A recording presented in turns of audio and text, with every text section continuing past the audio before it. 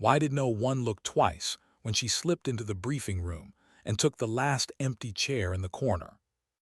Sarah Martinez noticed everything: the way boots scraped against concrete, the rhythm of confident voices filling the air, the unspoken hierarchy settling into place before a single word of command was given. She sat still, back straight, hands resting on her thighs, eyes forward but unfocused. The posture of someone trying not to be noticed. Not because she lacked confidence, because she understood what attention usually brought. At 22, she looked younger than she was. Too young, according to most. Barely 5'3", narrow shoulders under standard-issue fatigues, dark hair pulled back tight enough to sting.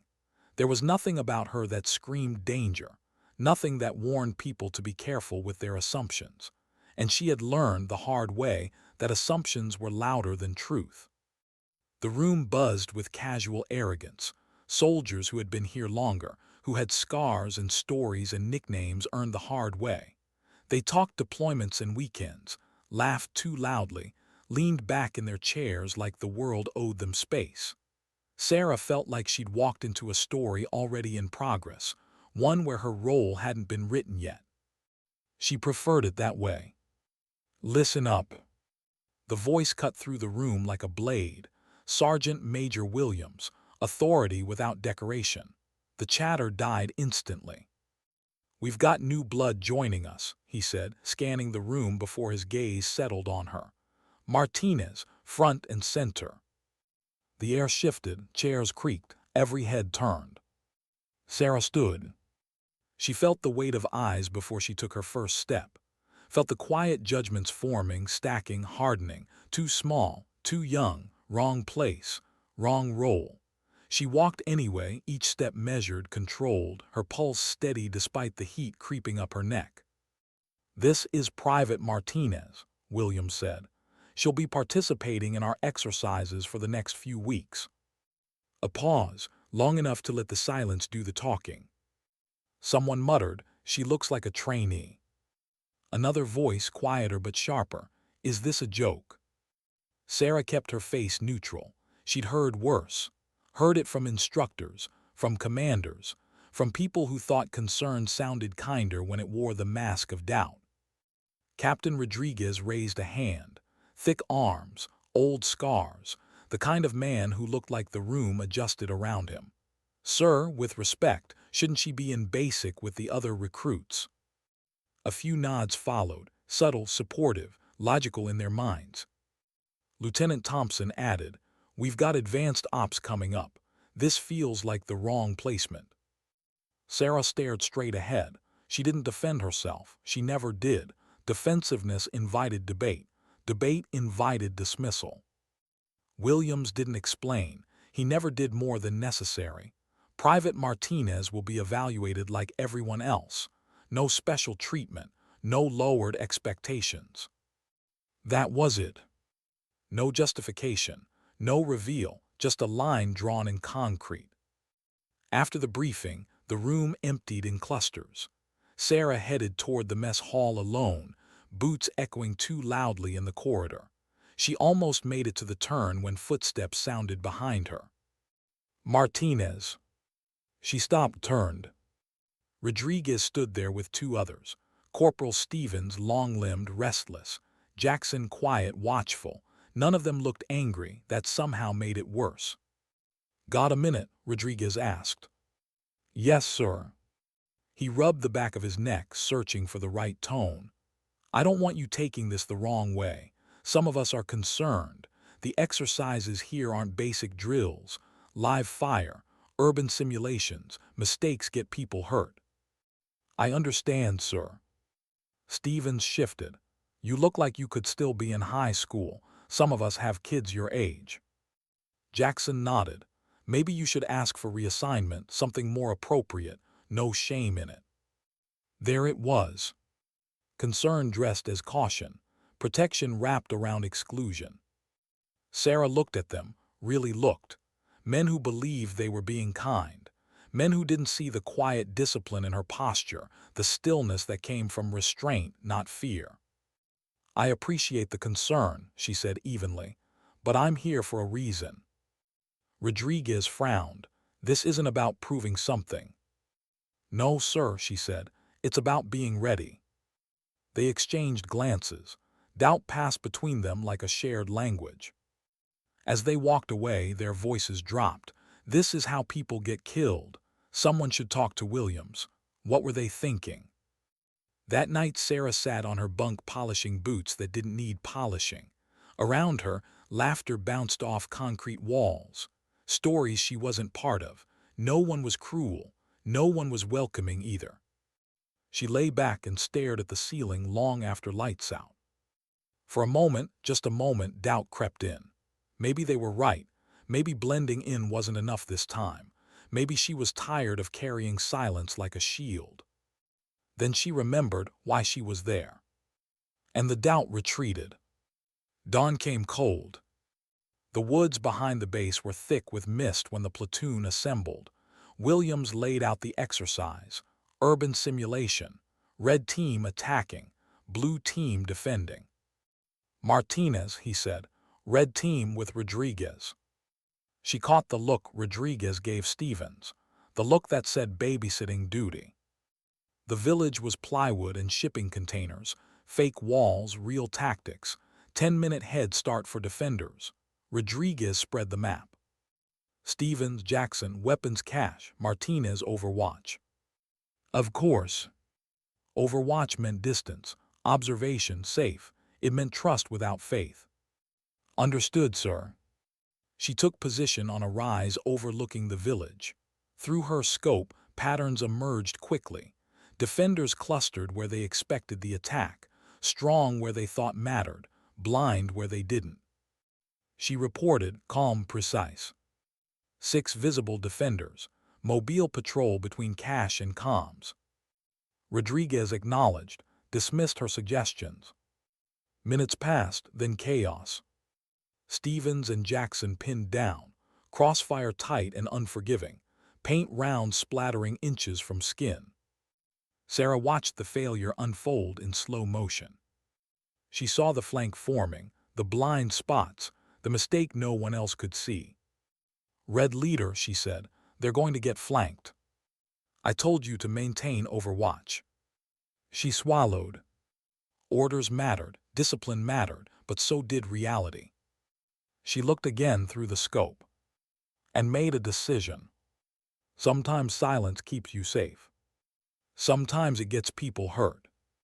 She moved. Down the hill, through shadows, between assumptions.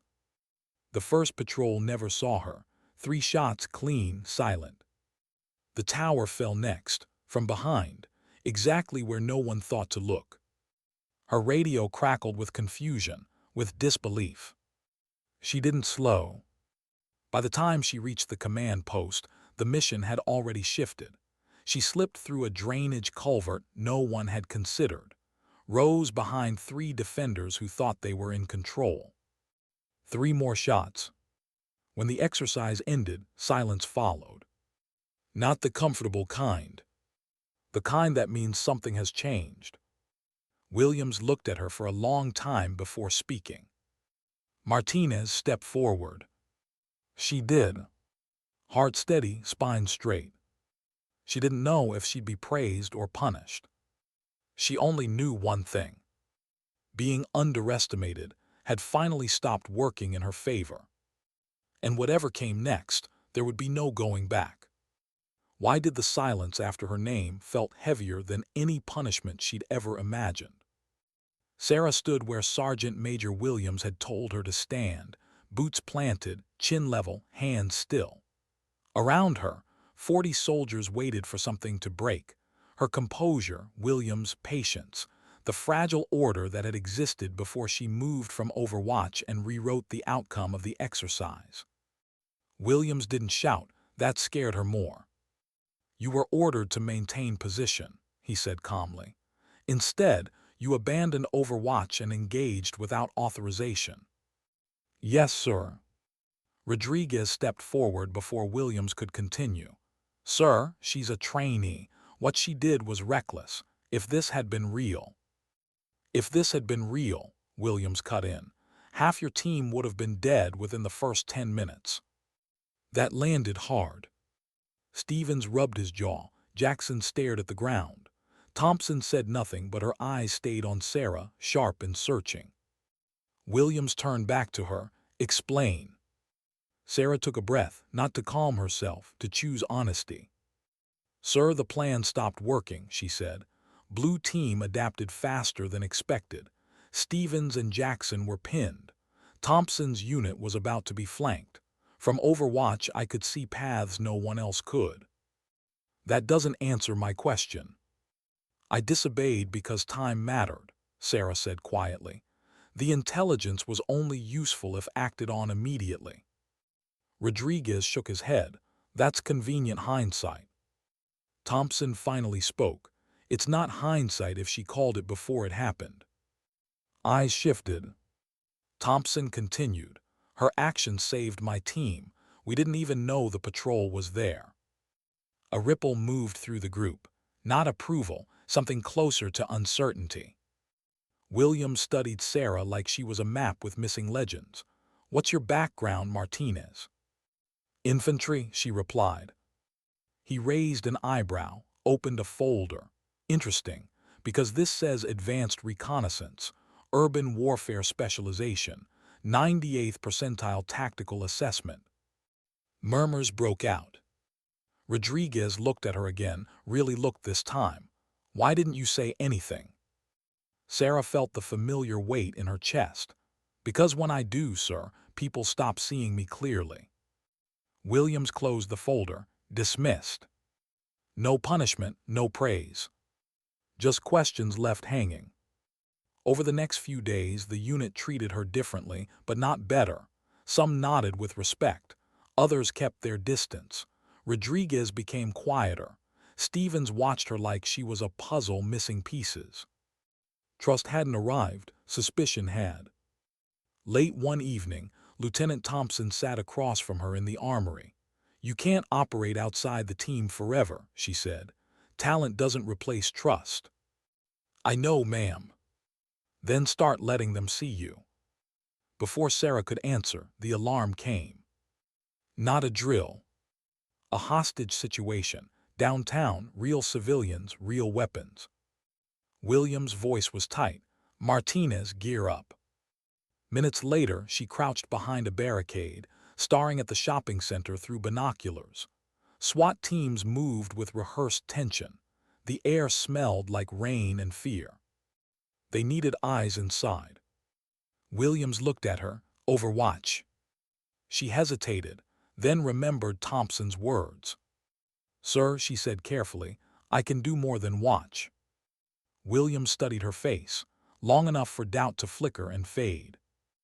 Inside the building, Sarah moved like she belonged there. Service corridors, blind angles.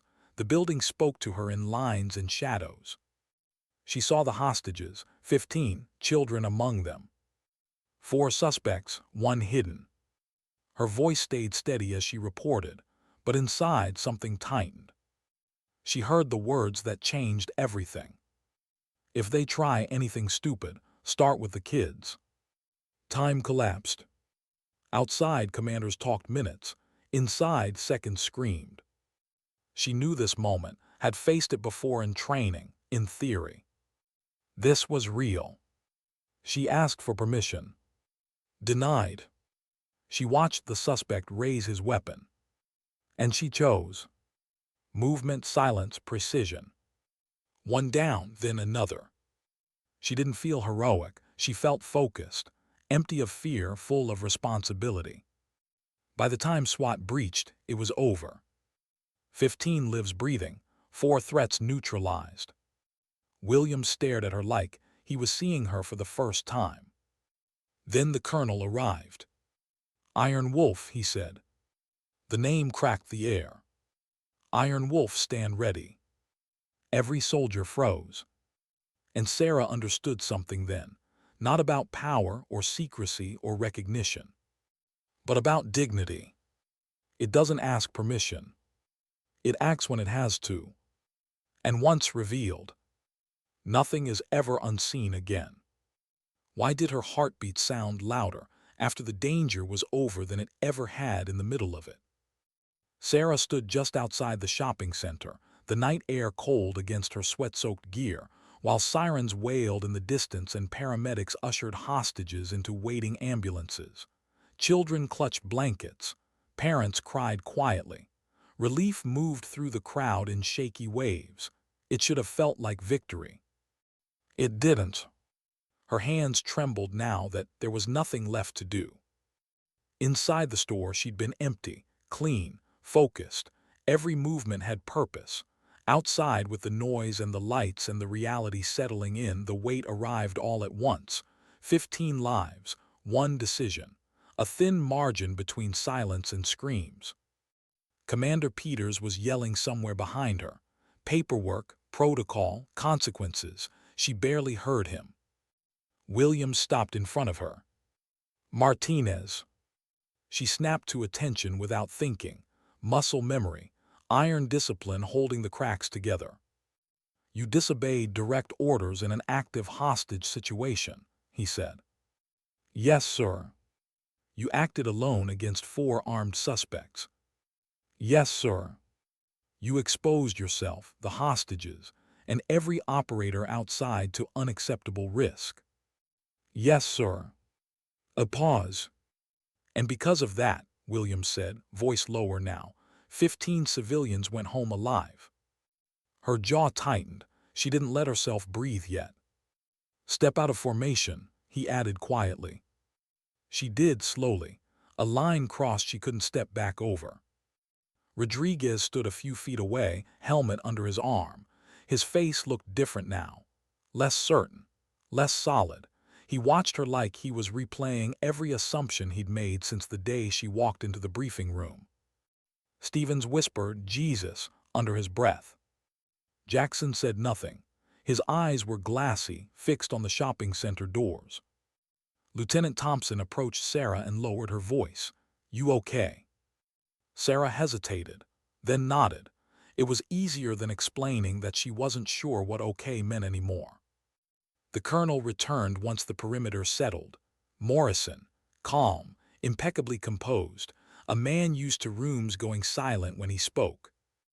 Iron Wolf, he said again, not loudly but with precision.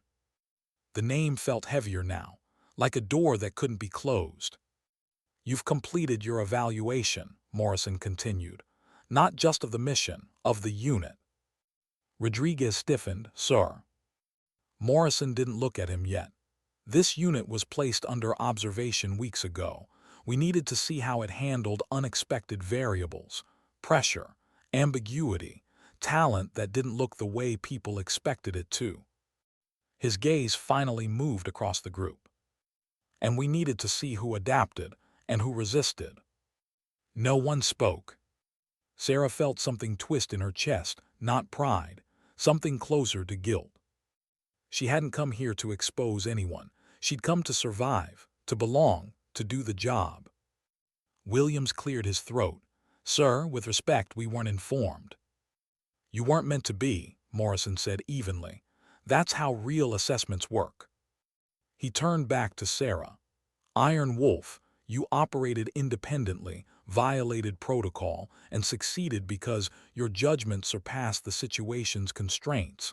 That's not something we punish lightly. Sarah met his eyes. Sir, I accept whatever consequences. That's enough, Morrison interrupted. You've been accepting consequences your entire career, usually for other people's comfort.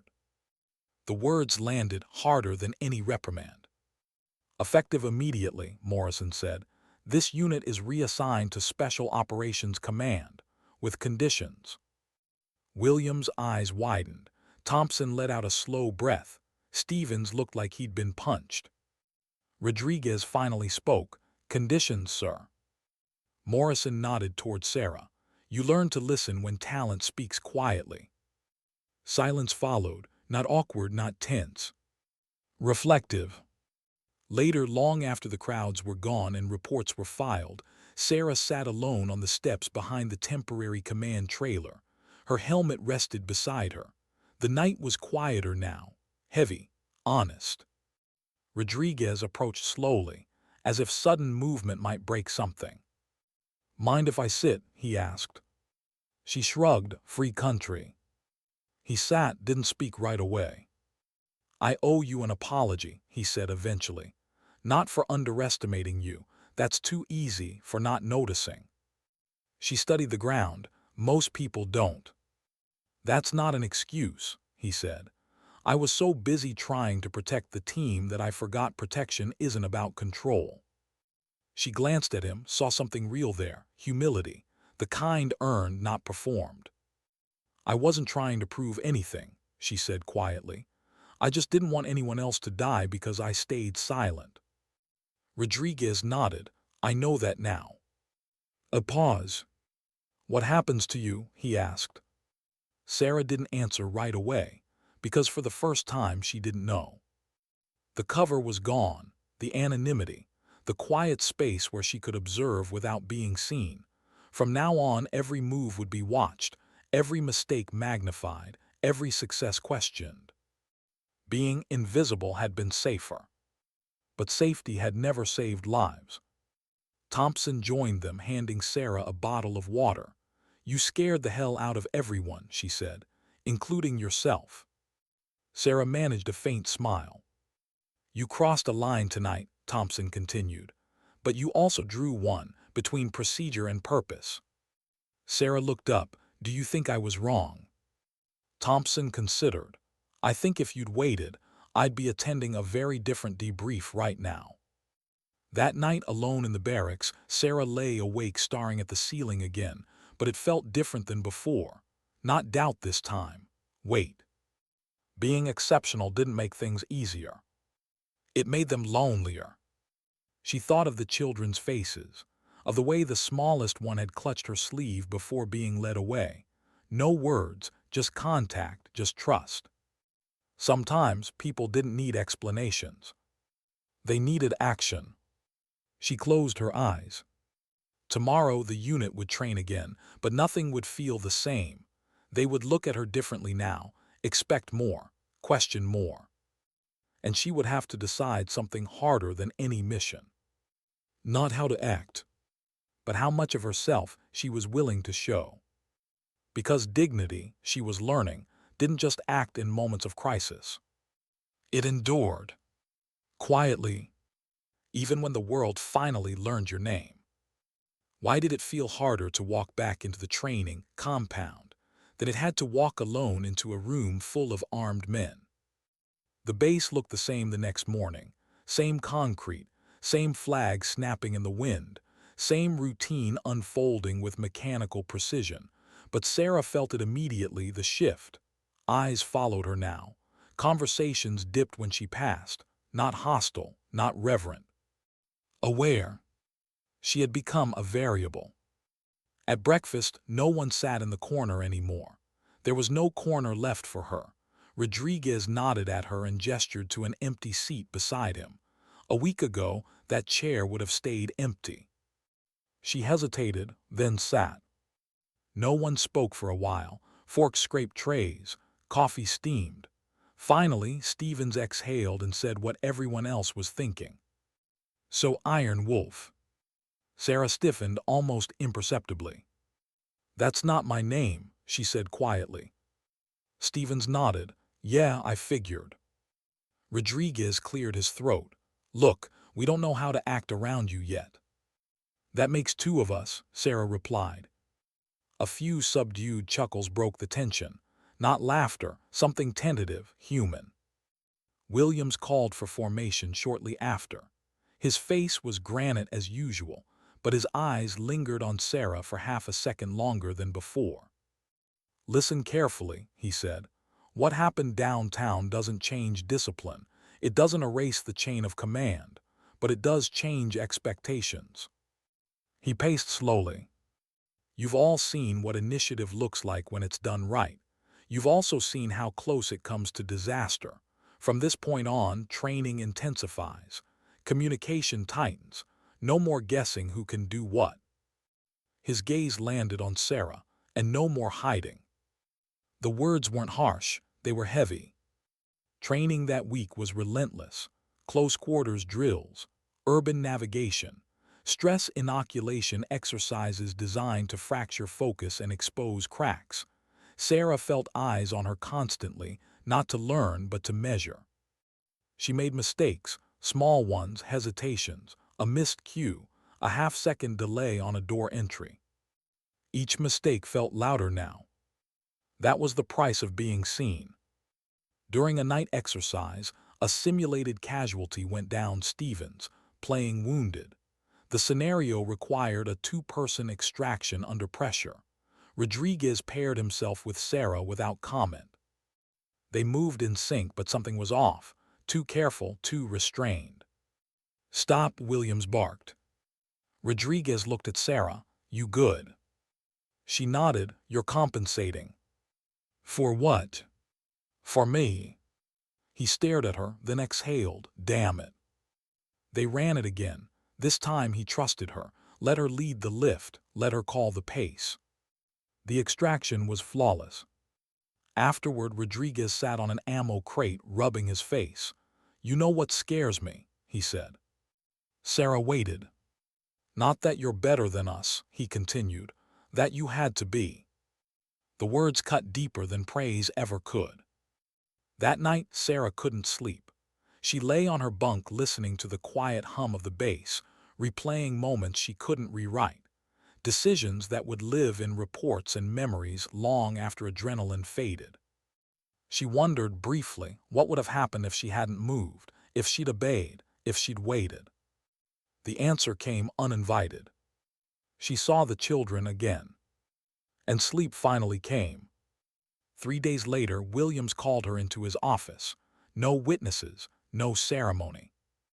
"You know Morrison's watching closely," he said. "Yes, sir." "You also know SOCOM doesn't tolerate lone wolves." Sarah met his eyes. "I'm not one." Williams studied her. "You were trained to be." "A truth, not an accusation." "I learned the limits of that," she replied, "the hard way." Williams leaned back. "Good, because leadership isn't about being the sharpest blade in the room. It's about knowing when to sheath it." He slid a folder across the desk. "You'll brief the unit tomorrow, full background, no omissions." Her stomach tightened. "Sir, that will change how they see me." "It already has," he said. "Now you decide what they see instead of what they assume." The briefing room was full the next morning. Quiet, attentive, no whispers. Sarah stood at the front. For once she didn't minimize herself, didn't soften edges, didn't let silence speak for her. She talked about training, about failure, about mistakes she'd buried under competence. She talked about the cost of being exceptional in a system that wasn't built for you, and the danger of believing that made you superior. "I don't want special treatment," she finished. "I want shared responsibility." When she stepped back, no one clapped. But no one looked away either. The next mission came sooner than expected. Recon support for a joint task force. High risk, low visibility. Not heroic, necessary. Sarah was assigned team lead for infiltration. Rodriguez didn't object. In the field something shifted, not deference, trust. They moved cleanly, communicated clearly, adjusted without ego. When they exfiltrated without incident, Stevens grinned like a kid. "Guess listening works." Sarah allowed herself a small smile. Back at base, Thompson joined her during cleanup. "You're changing them," she said. Sarah shook her head. "They're changing themselves." Thompson nodded. "That's leadership." Later, alone again, Sarah sat on the same steps behind the trailer where everything had changed days before. The air was warm now, less tense. She thought about redemption, how people imagined it as a moment, a single act that erased what came before. She knew better. Redemption was quieter. It was choosing to stay, to teach, to trust after being doubted, to carry the weight without letting it harden you. She wasn't invisible anymore. But she was no longer alone either. And in that fragile space between recognition and responsibility, Sarah finally felt something she hadn't expected.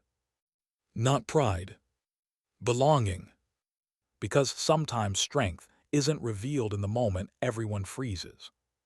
Sometimes it's proven in what you do after they start moving again. Why did the mission that mattered most arrive without warning, on a night when no one felt ready? The call came just after midnight. No sirens, no dramatic announcement, just a quiet knock on the barracks door and William standing there in civilian jacket, eyes sharp, voice low. "Gear up 10 minutes." Sarah was on her feet before he finished the sentence. The briefing was short. Joint Task Force, cross-border recon support. Intelligence suggested a hostile cell moving weapons through a mountain corridor that shouldn't have existed on any map. If the weapons made it through, civilians would pay the price weeks later in a place far away, in ways no one would ever connect back to this night. No glory, no headlines. Just prevention. Sarah listened while studying the satellite images. The terrain was brutal, narrow passes, elevation shifts that punished mistakes, communication black spots. Williams finished. "Martinez, your lead for ground recon." No one objected. That still felt strange. The helicopter ride was quiet, not tense, focused. Rodriguez checked his gear twice. Stevens stared at the floor. Jackson tapped a rhythm on his knee, something he always did before operations.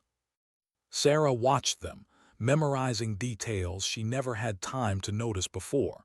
These weren't men she needed to impress anymore. They were people she needed to protect. The drop zone was colder than expected. Wind cut through layers. Darkness pressed close, the kind that swallowed sound. They moved. Hours passed measured in breath and foot placement. Sarah led them through narrow paths that felt more like guesses than routes. The mountain didn't care about rank or reputation. It only punished arrogance. Halfway through the approach, the first problem surfaced. A transmission, faint, encrypted, not supposed to be there. Sarah raised a fist. The team froze instantly. No hesitation, no questions. She listened again, adjusted the receiver, her stomach tightened. "There's a secondary group," she whispered, "closer than intel suggested." Rodriguez frowned. "How close?" "Close enough to ruin us if we keep moving blind." A month ago, saying that would have earned her a warning. Now it earned her attention. Options were limited. Retreat meant losing the window. Advancing meant walking into unknown fire. The old instinct whispered, "Move alone, confirm, return." She felt it tug at her, familiar, efficient, dangerous. Instead, she looked at Rodriguez. "I need two with me." He didn't argue. "I'm in." So was Thompson. They moved together, slow and deliberate. The ground sloped sharply. Rocks shifted under boots. Every sound felt amplified. They found the secondary group tucked into a shallow ravine. 4 men, lightly armed, unaware. Sarah observed for several minutes. Patterns, gaps. When they pulled back, Rodriguez whispered, "You could have handled that yourself." She nodded. "I know." "Why didn't you?" "Because doing everything alone doesn't make you strong," she thought. "It just makes you alone when things go wrong." Out loud, she said, "Because this isn't my mission, it's ours." The ambush was clean, controlled, no unnecessary force. The weapons were secured, evidence logged. The primary cell never knew how close they came to disaster. Exfil was rougher. A storm rolled in early. Visibility dropped to nothing. At one point, Stevens slipped and would have gone over the edge if Jackson hadn't caught him in time. They made it back battered, exhausted, alive. Back at base, the debrief was subdued. No celebration, just quiet acknowledgement. Later in the barracks, Stevens broke the silence. "You know, if you'd gone alone and something happened." "I know," Sarah said. He nodded. "Thanks for not doing that." That night, sleep came slowly, not from fear, from reflection. She thought about the person she'd been trained to become, efficient, silent, independent to a fault, and the person she was choosing to be now. Leadership wasn't louder. It wasn't standing apart. It was standing with. Weeks passed. Missions came and went. Some succeeded quietly. Some failed in small ways that hurt pride but saved lives later. Sarah felt herself changing, not sharpening but widening. There were moments she wanted to disappear again, to slip back into the safety of anonymity. But she stayed. One evening, Thompson joined her on the steps behind the trailer again. The place had become a habit. "You've stopped carrying everything alone," Thompson said. Sarah shrugged, still learning. "That's the difference," Thompson replied. "You're learning out loud." Sarah watched the lights of the base flicker on one by one, each one a small signal, presence without noise. She understood something then. Redemption wasn't about proving you were right. It was about choosing connection over control, about trusting others with pieces of what you carried. The world would never know her name. Most people never would. And that was fine, because sometimes the strongest thing a person can do is let others stand beside them when the weight gets heavy, and trust that together they won't drop it. Why did the quiet after the last mission feel heavier than any firefight she'd ever survived? Sarah stood alone on the flight line as dawn crept across the horizon, painting the concrete in pale gold. The helicopter that had carried them home hours earlier sat silent now, rotors still, like a beast finally at rest. Around her, the base was waking up, engines starting, doors opening, voices rising. But she felt suspended between moments, as if the story hadn't quite decided how to end. The mountain mission had been written up, filed away, reduced to clean language and timestamps. Weapons seized, cell disrupted, no casualties, success. But success never told the whole truth. Inside her, there was a fatigue deeper than muscle or bone. The kind that came from holding responsibility long enough for it to sink into your skin. She had led them well. She knew that. But leadership left marks you didn't see until everything went quiet. Rodriguez joined her without speaking. He stood beside her, hands in his jacket pockets, staring out at the same horizon. "You ever notice," he said finally, "how the hard part never feels like the hard part until later?" She nodded. "In the moment it's simple, do what needs doing. And afterward, you live with it." He glanced at her. "You regret anything?" Sarah thought of the ravine, of the decision to bring others with her, of Stephen's near fall, of Jackson's grip, white-knuckled, refusing to let go.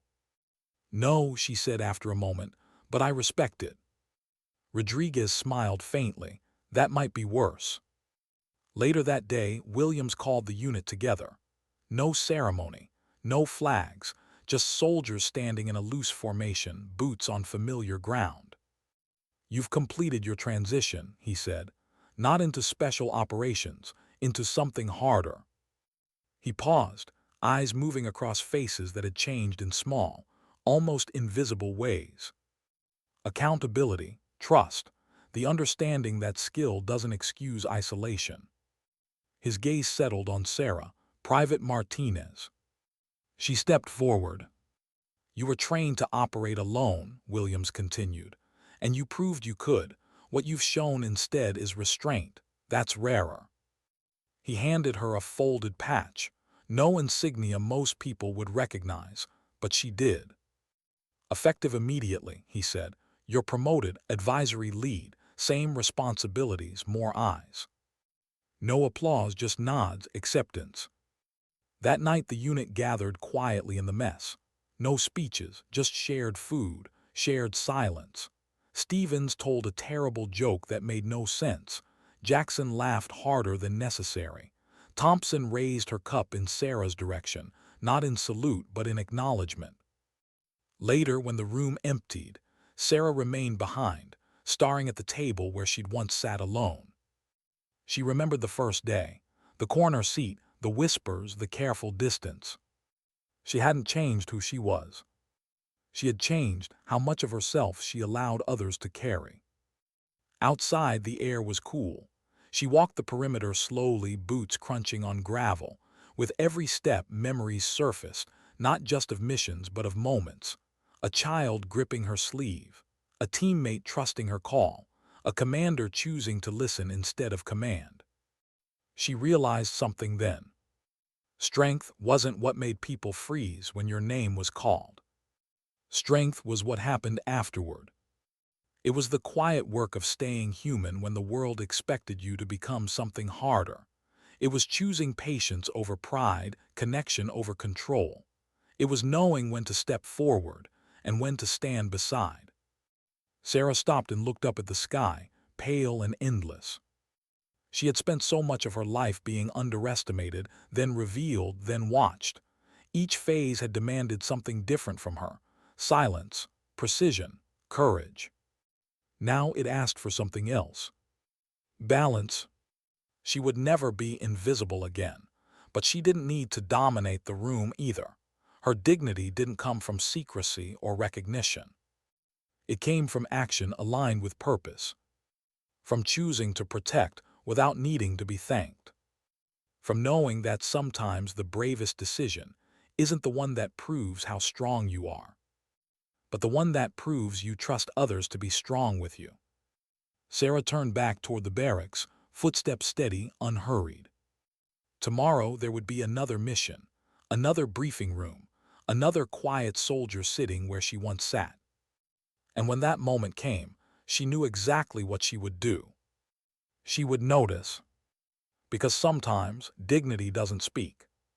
It simply acts.